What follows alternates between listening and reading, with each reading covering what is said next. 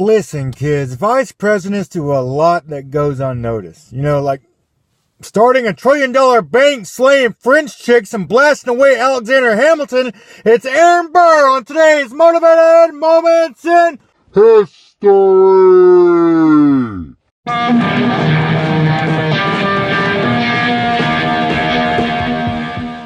Aaron Burr was born in 1756 in New Jersey. He was orphaned before he was 2, so he was raised in an orphanage. He was always smart. So at 13, he told his orphanage guardians to go suck a fat one, and he went on to Princeton as a sophomore. 13! At 13, he skipped a freshman year and was admitted into a super-duper Ivy League university at 13!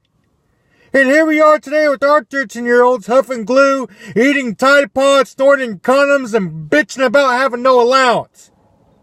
So at 16, he started a successful law practice with that big-ass Princeton diploma hanging right above his desk. 16! Damn it! Kids, you could be anything you dream of. Look at Aaron Burr. But no, we're 16. We want to wear tight pants and appeal the Second Amendment. Get your head out your ass! A little bit into his cool-ass teenage law practice, the colonial dudes got together and they decided to get their freedom on, and they wrote the King of England a Dear John letter and called that bitch a Declaration of Independence. Well, that didn't sit so well, so, fast forward, and during the battles of Lexington and Concord, they kick off, prompting Aaron to lock his office doors and head on down to the recruiter's office and enlist in the Continental Army and go slay some motherfucking bodies! Burr is a high-speed super trooper and advanced in rank really quickly and became one of the youngest colonels ever. After leading a few battles and being cited a few times for heroism, he was transferred to General Washington's command to lead a regiment alongside, Henry Knox, who happens to be the father of the Eternal Fraternity of Blood, Splatter, and Pain, also known as the King of Motherfucking Battle!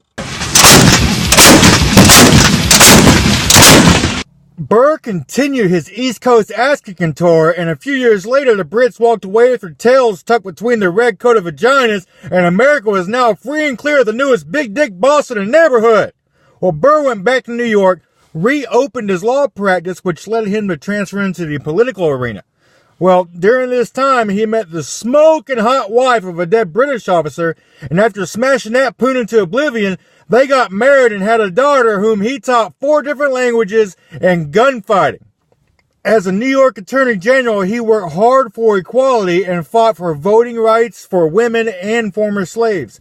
He also played a big role in the movement that abolished slavery in the state. The New Yorkers loved Burr so much that they made him a senator in 1791. Now, this election was a victory for the New Yorkers, but not everyone was happy about it. See, Alexander Hamilton, the nation's first Secretary of Treasury, and all-around smart guy and war hero, he was kind of pissed. See, Alexander's father-in-law was defeated by Burr for the U.S. Senate seat, and he started on that hater shit.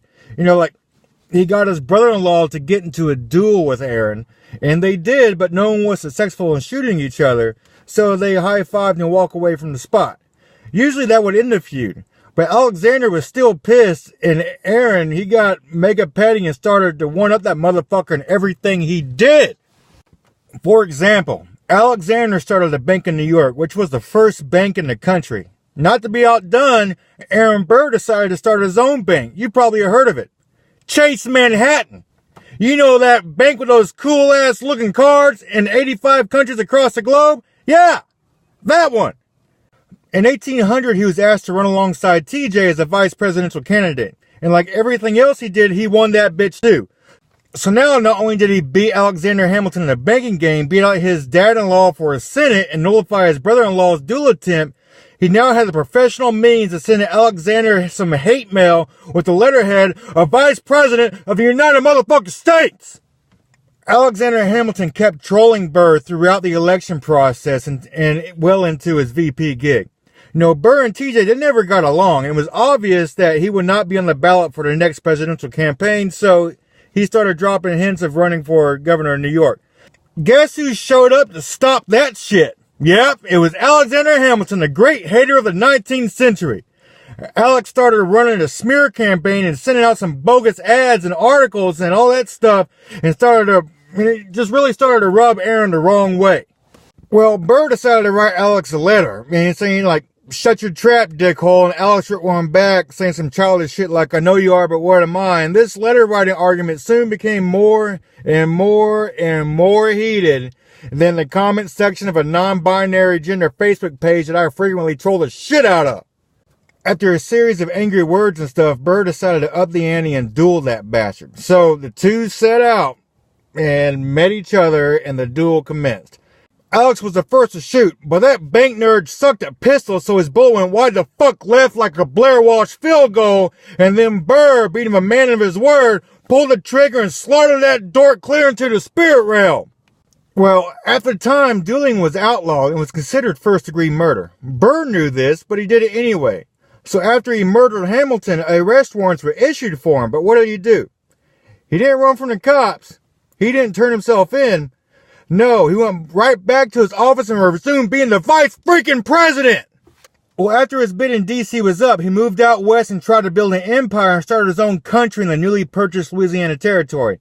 He was swiftly brought up on treason charges, but was acquitted because no one had the balls to testify against him, and everyone else knew that TJ had some stupid boner for him, so he was free to let go. Well, I guess his wife died or they got divorced somewhere in all this, because after the trial, he went to Europe and spent the next 2 decades banging chicks so hard that his sexual exploits were documented as wild poon gouging orgies and shit. He eventually returned to the U.S. and married the richest widow in the country. Divorced her ass a year later, and then he died in 1836. He's buried at Princeton Cemetery in New Jersey. And that, kids, is your Motivated Moments in History!